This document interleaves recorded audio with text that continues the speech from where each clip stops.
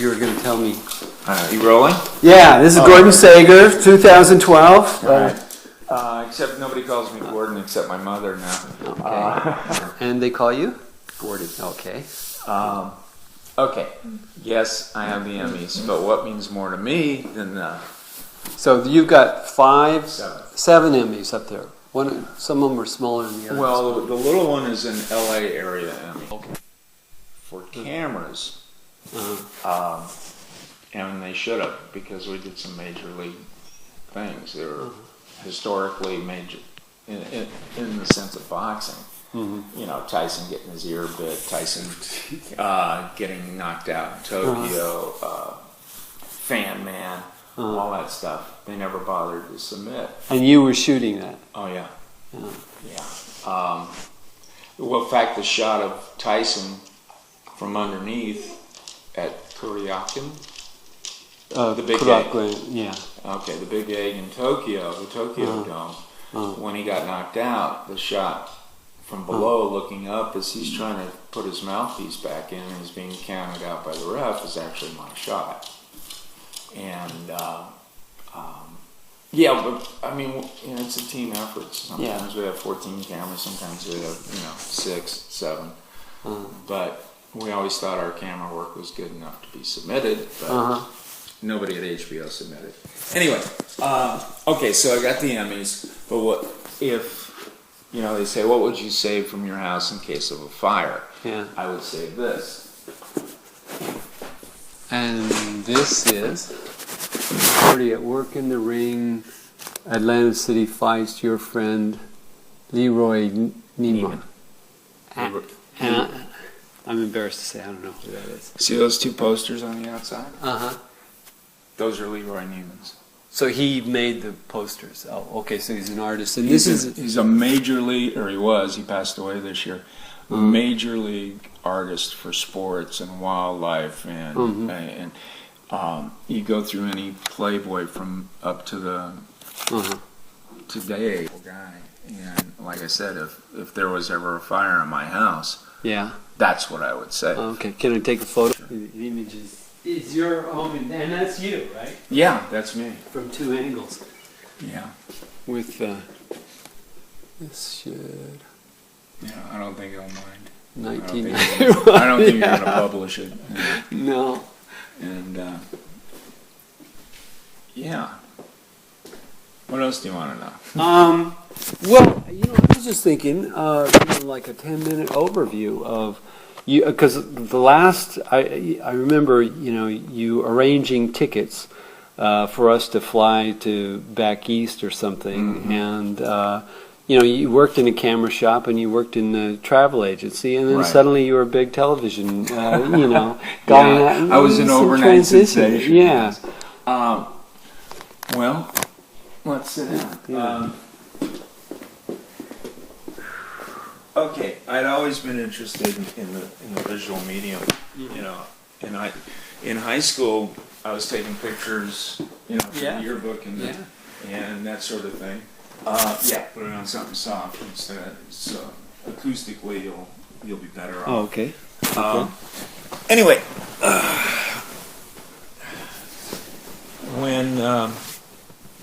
how did I get in TV? When I was in the National Guard. During Vietnam, I was in a group of people that were all in the media, and I had taken a TV production course at UNLV, and it was so primitive. But one of the guys I was in the Guard with was an operations manager at one of the local stations. Local independent station, as it used to be known then. Now it's a Fox affiliate. But kept bugging him for a job. Finally got it. And then the next step was, it was very early days of television in this city when people, there was a talk show group of people that had come through. These shows don't exist anymore. It's Merv Griffin, Mike Douglas, John Davidson, and I would work on these shows. And then eventually ESPN came to town, to do boxing, and I was hired by them because I was a freelancer. I was, and this was at a time when who'd want to watch sports 24/7? Who knew? Yeah, well, my dad did. he was already trying to do that, but yeah. And it started out as two college kids wanting to see their college games. And that's how ESPN started. Anyway, I was there at the beginning. I was very lucky. It was a question of timing.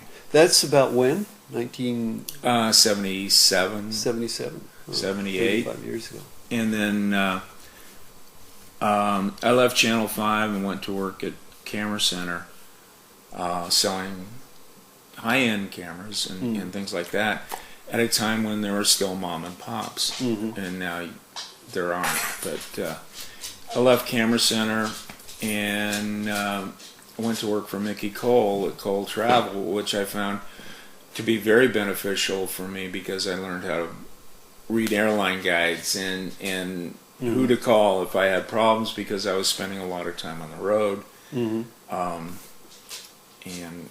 it was very practical. So for 18 months I worked at Cole Travel, but on my days off I would go do a TV show. We were open 7 days a week, so I could trade days off with people. And then finally my boss, Mickey, said, look, you would rather be in TV. Here's, a month's notice and a trip to Paris. See ya, And unfortunately Mickey just passed away. And but he taught me a lot. Anyway, I was just lucky. I got in on the right shows with the right people. And it just blossomed. I went with HBO and Showtime and did some Olympics and been all over. I've not been to Africa or South America, but I have been pretty much all over the UK with TV, Australia, Korea, Japan, China. And then I get to do, the greatest sporting events and some pretty cool TV specials. Britney Spears, Like, well, you did Jerry Lewis for... Yeah, I did Jerry Lewis for more than 30 years. And then 2 years ago, some new people came in to produce the Jerry Lewis telethon. Jerry, over the last few years, because all the meds he was on wasn't the old Jerry, the happy-go-lucky Jerry, and they pretty much fired him. And at least they told him. I was never told I was not going to be working it again. And I was a little pissed at that. I don't care if they went, quote unquote, in a different direction, but I thought they would at least tell me that, you're not going to be doing it. And so I did Jerry's last one, and I did pretty much from the time he first came to Vegas. I had started working the show, be it the local affiliate cut-ins or the main show. A lot of years with Jerry. Yeah. So, and was that your, I don't know, of all the shows that you've done, was that, what are your top 10, top 5 or that are sort of like, this was what I was cool? Well, one of the top shows I did, excuse me, was a bike race. It was in 88. 88 was a pretty watershed year for me. It was a bike race that started off in Oakland and ended up in Boulder, Colorado. It was called the Coors Tour. And I got an attitude adjustment on that one. I was thinking that, okay, I'm this hotshot camera operator, I don't need to put up with this bullshit. But it came down to, they raced every day, and we would, position our cameras. They would come by, we'd throw everything back in the truck, go get ahead of the peloton, and shoot them going by again. And then at night, in a van, they would edit the piece together, uplink it to Bristol, Connecticut for Espen to air that night. It was very arduous. But we did it. And, you know, my attitude adjustment that, you know, look, if these guys on bikes can put out 100% each day, I can too. And that was pretty cool. I mean, it was a nice realization. And then, what other shows? It's more of a genre of shows. Boxing, of course, is where I'll probably be best known as. But there were, you know, doing motorsports for ESPN. That was pretty cool. Doing an Indy 500 up on a camera platform 150 feet in the air.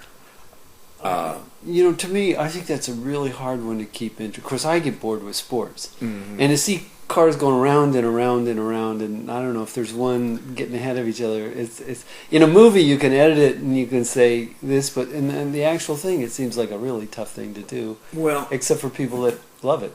You know? It's up to the director and the producers, because with every car, be it an Indy 500 or you know, a race at Laguna Seca, there are backstories. You know, this driver's going for the championship, or this driver is a rookie, or, you know, this car had problems in qualifying. There are backstories, and there are battles within the field. You don't just show the leader going by every time. You look for those battles, and between the producer, director, and your own eye, you figure out, okay, there's a battle brewing here, or this guy's getting a little loose. Maybe he's going to lose it when he comes back around, and sure enough, he loses it, you know. And it's a question of composition. You know, you keep the spinning car with enough area around it to see another car hit it, or him go into a wall, or whatever. Golf to me was very boring because I never played the game until after I got out of it, you know, doing golf. But there are guys that I'm amazed how they'll follow a ball, you know, from 300 yards away. But let me digress back to the Indy 500 for a second. So I'm in this camera. I'm on a camera tower. It used to be a fire engine, you know, big hook and ladder thing with a camera platform built on it. And you're out there, and then you suddenly realize that the crowd of almost 250,000 people in that venue, sooner or later, every pair of eyes is going to look at you. So don't be scratching yourself, or, you know, don't be picking your nose, because it, you know, somebody told me that, and I never forgot that. Sooner or later, they're going to be looking you at as the cameraman. Yeah, they're going to be going, "Wow, that guy's crazy," or, you know, I wonder how much that job pays, or whatever. Every pair of eyes will look at you. Well, when I was at MTV and we were putting on the you know, the video awards and the other ones, and the cameras they are on the strings overhead, or there's a guy over here with his contraption. I'm thinking, there's Gordie over there. Gordie would. Well, you've been eating grass. You've been eating grass, Chief. Yes, you have. I run robotics, and that's kind of fun, because versus doing a handheld gig where you're burning calories like crazy. What else have I done? Done 3 Olympiads. Gotten a hell of a lot of trouble in Korea. Really? Wow. Oh yeah, we created an international incident in Korea.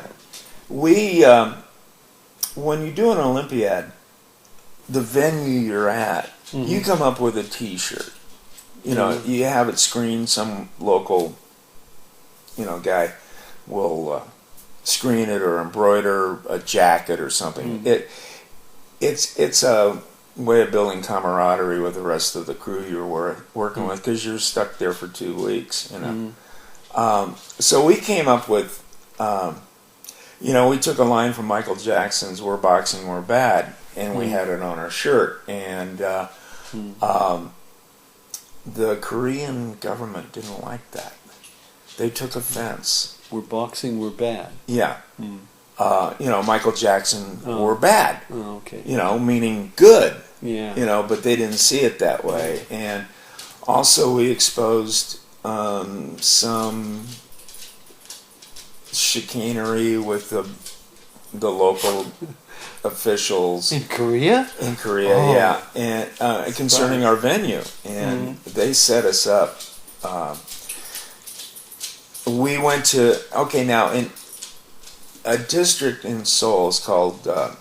You can have suits made, like in 5 minutes.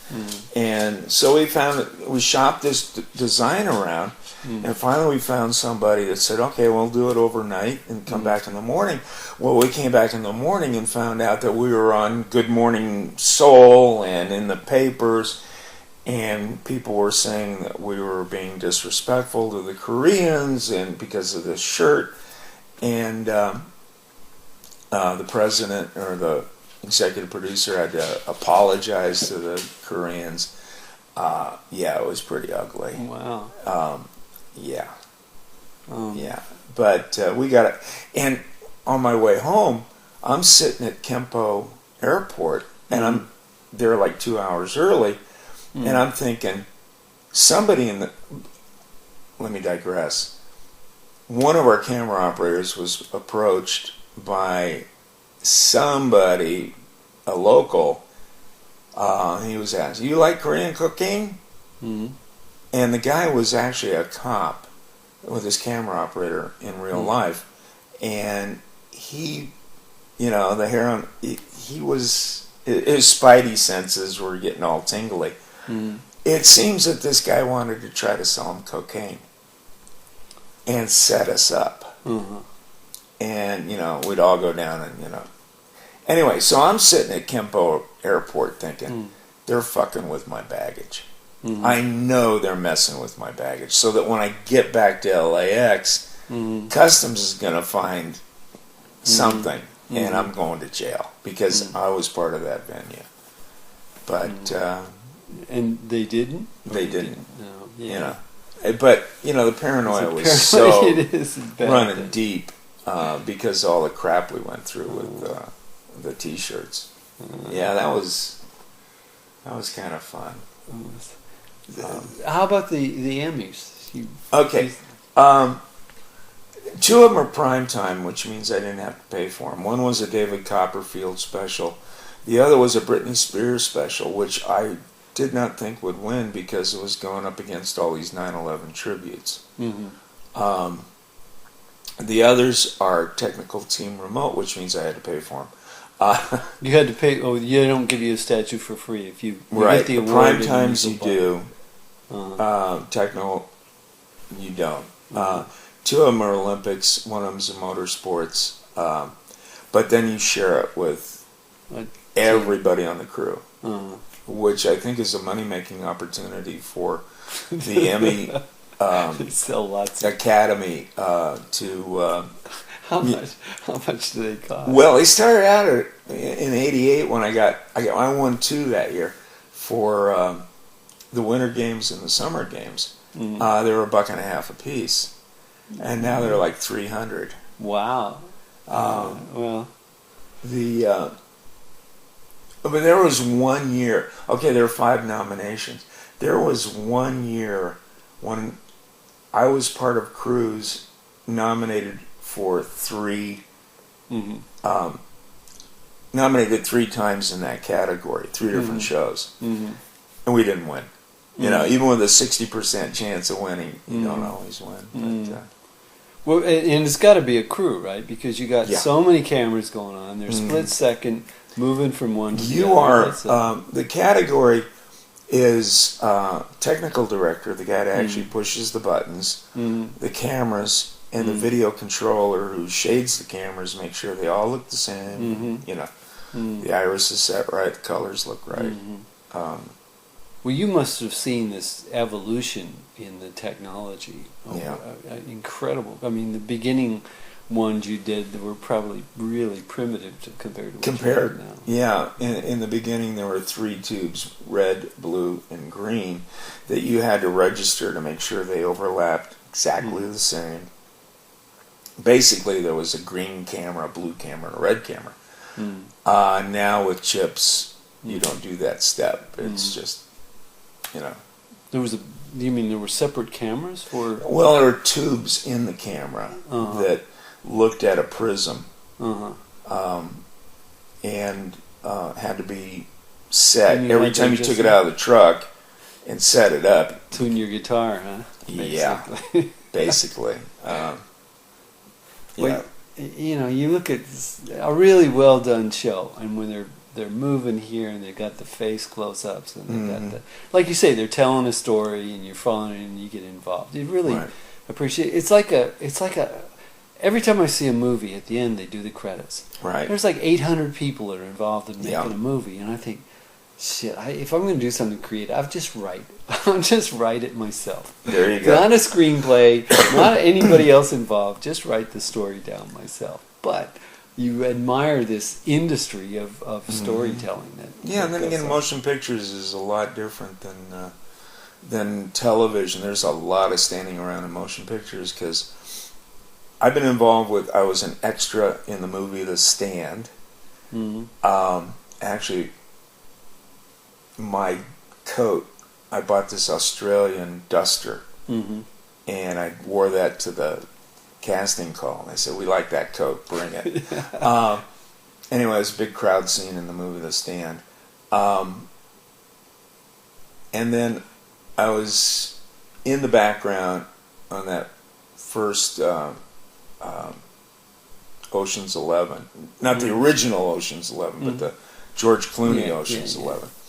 And then on Rocky 4, I was camera operator because they wanted to use real camera operators for the boxing sequences. Okay. And that camera was freaking heavy. Oh my God, that was heavy. And I have a friend. We look a lot alike. We're always confused, at least when I had hair and my beard. So when I was asked to do the show, do Rocky, I said, I can't do all the days, but I have a guy, a stand-in for me that looks a lot like me and can do the job. And he did a whole bunch of things. And, you know, not just the fight sequences, but some crowd work, you know, in shooting some of the principals. And so we all went to see the movie together, and we were told that we would get camera credits. And, you know, we see the movie, and Steve's going, yeah, that's my shot. And I'm going, okay, all right, fine. And then the credits roll by, and we're not on them. Yeah. And I go, boy, wouldn't that be a pisser if they got a nomination for cinematography and we're not included? You know, at this point I could care less, but he was pissed. He was pissed because, you know, I knew we weren't going to get a... Well, as I recall, the Rockies shows weren't all that great for cinematography. No, they weren't. Yeah, well, that's a wild, you know, interesting life. I don't know, what have you done in the last 10 years? Got sick. Before I got sick, I went on a cruise to Alaska with my son, which was awesome. Yeah. Wow. I don't know. You know, basically my career, those first 15 years were the awesome years, and then it settled into, okay, yeah, we'll do this award show or we'll go do this fight. But I don't do ringside boxing anymore. Is that really hard to do? Well, I don't think I'd do it even if I was healthy. Because there are younger guys that want to show off and go let them, you know. I have a friend, this guy Bill Chakowski and I were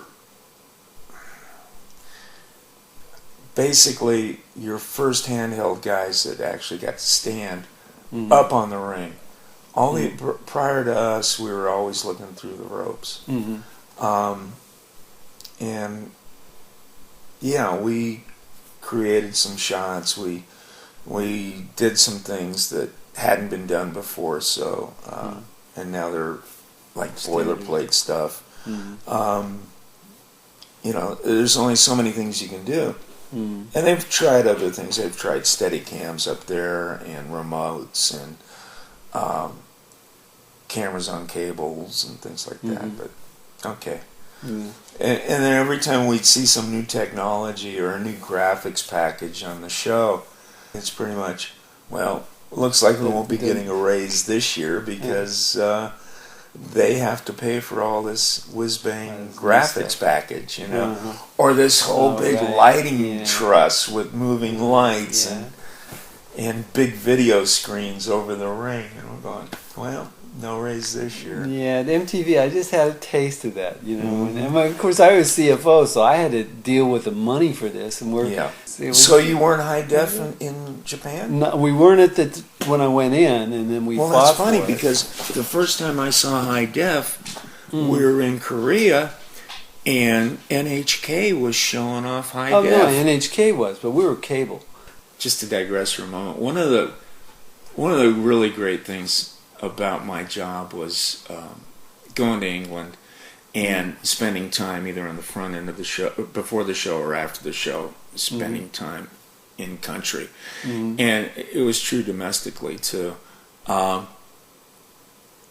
where we went in London and saw Phantom of the Opera, or excuse me, Chorus Line. Saw Phantom of the Opera too with Sarah Brighton. And so we're watching Chorus Line, and they're making references to things that are strictly New York, and it's going over people's heads. But we got it, you know.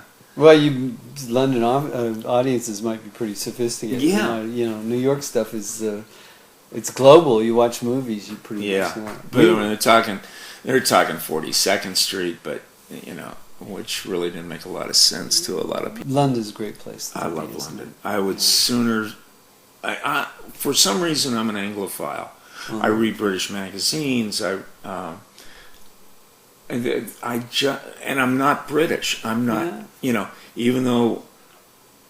You know, my mom's maiden name is Gordon. We're not Scots. You know, it was something my great grandparents changed when they came through Ellis Island. You know, so they tried to assimilate.